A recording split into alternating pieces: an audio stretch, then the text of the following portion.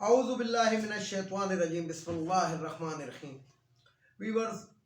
السلام علیکم. ویورز میں ہوں آپ کا میزبان سید احمد سمیع اور آپ دیکھ رہے ہیں سید احمد سمیع یوٹیوب چینل راولپنڈی اسلام آباد سے. ویورز آج پیر کا دن تھا اور پرویز مشرف کو وفات پائے ہوئے آج یعنی کہ سمجھ لیں کہ کل ان کی وفات ہوئی تھی تو آج ان کا دوسرا دن تھا. سینٹ کا اجلاس ہوا اور سینٹ کے اجلاس کے اندر حسب روایت جو بھی کوئی فوت ہو جائے جو نامی گرامی شخص ہو پاکستان کی امپورٹنٹ شخصیت ہو تو اس کے لیے فاتحہ خوانی کی جاتی ہے. تو فاتحہ خوانی کے لیے ایک ممبر نے جب کہا تو اس کے اوپر جو حکومتی ارکان تھے وہ شور مچانے لگے اور انہوں نے اس کو سبوتاج کرنے کی کوشش کی. تو میں یہاں پہ یہی کہوں گا کہ آپ اس سے ان لوگوں کی ذہنیت کا اندازہ لگا سکتے ہیں کہ ایک مرحوم شخص جو صدر پاکستان بھی ہو اور آرمی چیف بھی رہا ہو لیکن صرف اس کی وہ جو ایم تھا وہ صرف ایک تھا کہ سب سے پہلے پاکستان, اور اس نے ایکچول جو حلف کی وفاداری کرتے ہیں نا تو وہ پرویز مشرف نے کی ہے اور کر دکھائی ہے. ان کی ذاتی جو بعد میں کچھ غلطیاں ہیں ان سے اعتراف کیا جا سکتا ہے, لیکن میں آپ کو بتاؤں اپنے ویڈیو کے توسط سے کہ نواز شریف کو ہٹانا, اکبر بھٹی کو مروانا اور لال مسجد آپریشن, اگر آپ اس کو حقیقت کی نگاہ سے دیکھیں تو یہ پرویز مشرف کے وہ کارنامے ہیں کہ جو کوئی بھی سٹنگ گورنمنٹ اور منتخب حکومت اور یہ جو الیکٹڈ حکومت اور جس کو کہتے ہیں کہ منتخب حکومت یہ اس طرح کے فیصلے نہیں لے سکتی.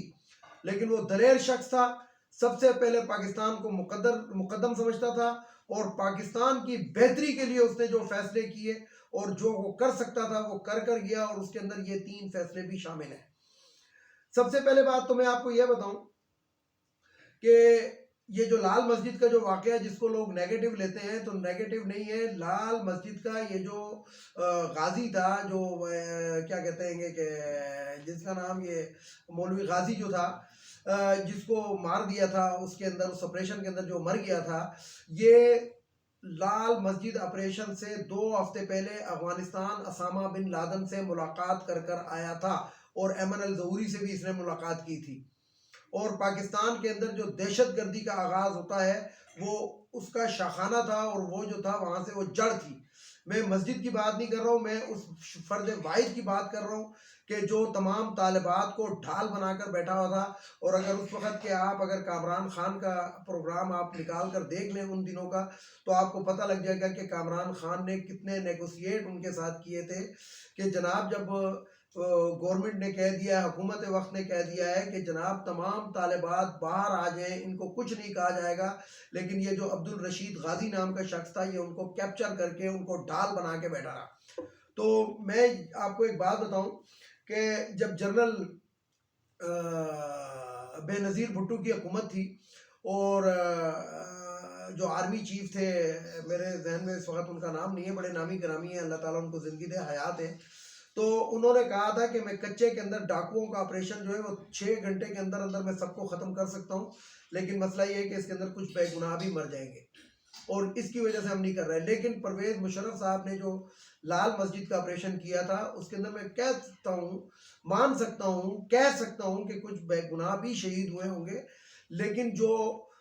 ظاہری بات ہے کہ آٹے کے ساتھ گھن پستا ہے. اتنی ڈیپ میں نہیں جانا چاہتا, لیکن میں آپ کو بتاؤں کہ پرویز مشرف کے لیے سب سے پہلے پاکستان تھا اور وہ مرتے دم تک پاکستان کے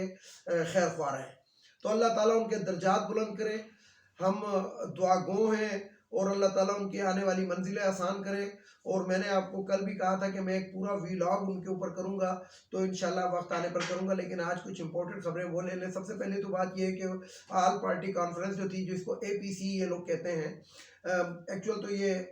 چور اچکوں کی وہ ہے گی جو اس کے اندر نامی گرامی چور ڈاکو ہوتے ہیں, جو مانے ہوئے چور ڈاکو ہیں جو 50 کروڑ تک کی کرپشن کو کرپشن ہی نہیں سمجھتے, جنہوں نے اپنے قوانین بنائے حکومت کے اندر آ کر. تو وہ کانفرنس جو تھی وہ 7 کے بجائے اب 9 پہ چلی گئی ہے. 7 فروری کو کیوں نہیں ہوئی کہ اس میں کوئی آنے کے لیے تیار ہی نہیں ہے. دوسری بات یہ ہے کہ دوسری خبر آپ مجھ سے یہ لے لیں کہ یہ جو ضمنی الیکشن ہونے تھے اور پلس یہ جو صوبائی اسمبلی کے پنجاب اسمبلی کے الیکشن ہونے, اس کے اندر PDM نے امیدوار ہی نہیں مل رہے, ایون کہ مریم نواز بھی بھاگ لی ہے. مریم نواز بھی الیکشن میں کھڑا ہونے سے اس نے معذرت کر لی ہے، کیونکہ جو ملتان کے اندر کل پرسوں ہوا ہے اور اس سے پہلے جو باولپور کے اندر ہوا ہے وہ آپ لوگوں نے دیکھ ہی لیا کہ خالی کرسیوں سے اس عورت کو خطاب کرنا پڑا، اس پاگل عورت کو، جو ریکنڈیشن ہو کر 2022 کے اندر 2022 میں ریکنڈیشن ہو کے 2023 میں پاکستان آئی ہے۔ تو بات یہ ہے کہ اچھا، اس کے مقابلے میں عمران خان نے کہہ دیا کہ جناب میں ضمنی الیکشن کے اندر حصہ نہیں لوں گا، تو صرف یہ خان کے جو نمائندے ہیں ان کے سامنے بھی اب آنے سے کترا رہے ہیں۔ اور تیسری خبر میں آپ کو یہ دے دوں کہ شیخ رشید کے لیے آج جو اسلام آباد ہائی کورٹ تھا ادھر سے ایک بہت بڑی خبر آئی۔ جسٹس جہانگیری صاحب، انہوں نے ایک بڑا پیارا فیصلہ دیا۔ انہوں نے کہا کہ جو سندھ کے اندر اور بلوچستان کے اندر جو شیخ رشید کے بارے میں ایف آئی آریں کٹائی گئی ہیں جس کے اندر توہین بلاول بھٹو ہے، تو اگر وہ ثانیہ جو ہے اگر وہ اسلام آباد میں ہوا ہے، اگر وہ پریس کانفرنس اسلام آباد میں ہوئی ہے، تو اس لیے وہاں پہ ایف آئی آر نہیں کٹائی جا سکتی، اور سندھ حکومت کو اور سندھ کی پولیس کو بھی اپنے منہ کی کھانی پڑی، اور کوئی راہداری ڈیمانڈ نہیں بلکہ نیکسٹ کاروائی سے روک دیا گیا ہے۔ اگر اب بھی کوئی کاروائی کریں گے تو یہ توہین عدالت کے زمرے میں آئے گی۔ تو یہ ایک بہت بڑی خبر تھی جس کا میں نے آپ کو بتانا تھا۔ اور سب سے اہم جو میں آپ کو بتاؤں کہ ہمارا جو برادر اسلامی ملک ہے ترکی کے اندر ایک شدید نوعیت کا زلزلہ آیا ہے، اور یہ اسی نوعیت کا زلزلہ ہے، ویسے اس کی حدت کچھ کم ہے۔ جو پاکستان کے اندر 2005 میں زلزلہ آیا تھا یہ اسی لیول کا زلزلہ تھا، تو بہت زیادہ ہلاکتیں ہوئی ہیں۔ تو ہم ترکی کے جو بھائی ہیں، ہمارے مسلمان بھائی ہیں، ہم ان کے اس دکھ میں برابر کے شریک ہیں، اور اللہ تعالیٰ ان کی غیب سے مدد فرمائے، اللہ تعالیٰ ان کی مدد فرمائے، اور اللہ تعالیٰ ان کو اس صدمے سے نکلنے کی توفیق عطا فرمائے۔ اور دوسری بات یہ ہے کہ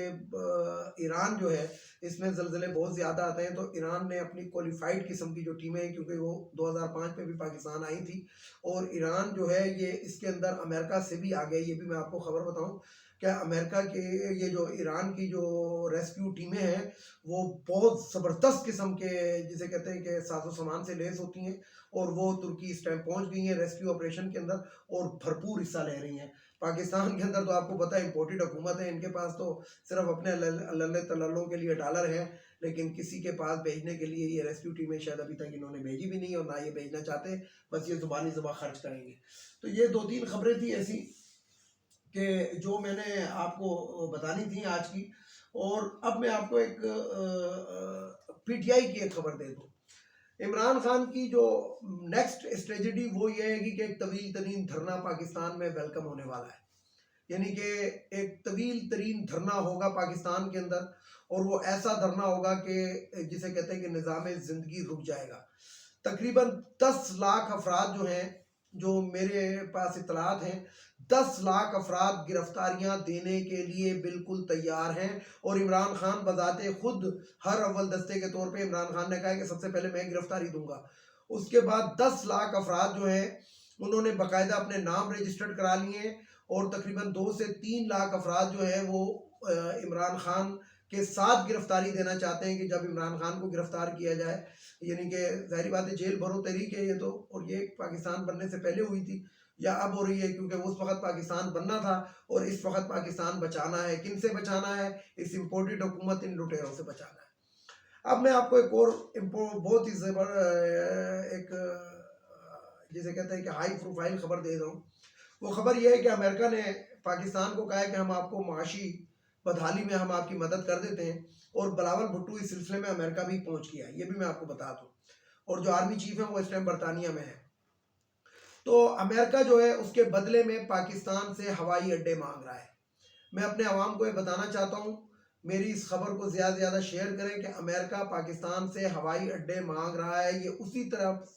اسی طرح سے ہوائی اڈے مانگے جا رہے ہیں جس طرح سن 1984 کے اندر جب رشیا نے افغانستان کے اوپر حملہ کیا تھا تو بڈبیر کا ہوائی اڈا انہوں نے لیا تھا، اور جس ٹائم رشیا نے پاکستان انکار کرتا رہا کہ نہیں ہم نے کوئی اڈے نہیں دیے، لیکن جب رشیا نے U-2 نامی طیارہ جو تھا مار گرایا تھا امریکہ کا، تو اس کے بعد یہ بھانڈا پھوٹا تھا کہ پاکستان کے ہوائی اڈے جو ہیں وہ امریکن استعمال میں ہیں۔ تو امریکہ جو ہے پاکستان کو ایک بہت ہی لمبی دلدل کے اندر دوبارہ دھکیلنے والا ہے. جس چیز سے عمران خان نے نکالا تھا کہ ہم اپنے ملک کے اندر کسی اور کی جنگ کیوں لڑیں، لیکن موجودہ امپورٹڈ حکومت جو ہے یہ دوبارہ امریکہ کے غلامی کے اندر ان کو اڈے دینے کے لیے تیاری بھر رہی ہے. اور یہ ایک بلاول بھٹو کا جو دورہ امریکہ یہ اسی سلسلے کی کڑی ہے. تو یہ کچھ ایسی امپورٹنٹ خبریں تھی ویورز جو میں نے آپ کو بڑی جلدی کے اندر بہت ضروری تھا کہ یہ میں آپ کو بتاؤں. تو بہرحال میں آپ کو بتاؤں کہ دوسری طرف جو ہے حالات اتنے اچھے نہیں ہیں گے کہ یہ اتنا آرام سے کام کر لیں گے، کیونکہ جو آئی ایم ایف ہے وہ شہباز شریف پہ بالکل بھروسہ کرنے کے لیے تیار نہیں ہے. اور ان کے وفد نے کہہ دیا ہے کہ ہمیں تم پر اعتبار نہیں ہے. پاکستان کے اندر سب سے پہلے اگر آپ کو ڈالر چاہیے، امداد چاہیے، تو آپ عمران خان کے معاہدے پہ دستخط کرائیں، جو ہو سکتا ہے کہ شاید عمران خان سے کوئی گارنٹیاں دے کے کروا بھی لیے جائیں، اور شاید عمران خان کو کر دیں، کیونکہ اسٹیبلشمنٹ اس کے اندر اہم کردار ادا کرے گی اور اسٹیبلشمنٹ جو ہوگی. لیکن ساتھ میں آئی ایم ایف نے یہ بھی کہہ دیا ہے کہ فیئر اینڈ فری الیکشن آپ نے پاکستان میں کرانے ہیں، اور اس کے لیے انٹرنیشنل مبصرین جو آئی ایم ایف بھیجے گا، جو انتخابات کی نگرانی کرے گا. اس لیے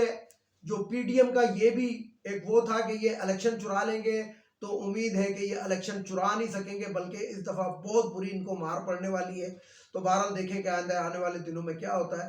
تو اس کے ساتھ ہی اجازت چاہتا ہوں، ویڈیو کو شیئر کریں، سبسکرائب کریں، لائک کریں، اور بیل آئیکن کے بٹن کو ضرور دبائیں تاکہ میری نیکسٹ ویڈیو آپ کو مل سکے. اجازت چاہتا ہوں تمام دیکھنے سننے والوں کو. اللہ حافظ. پاکستان زندہ باد.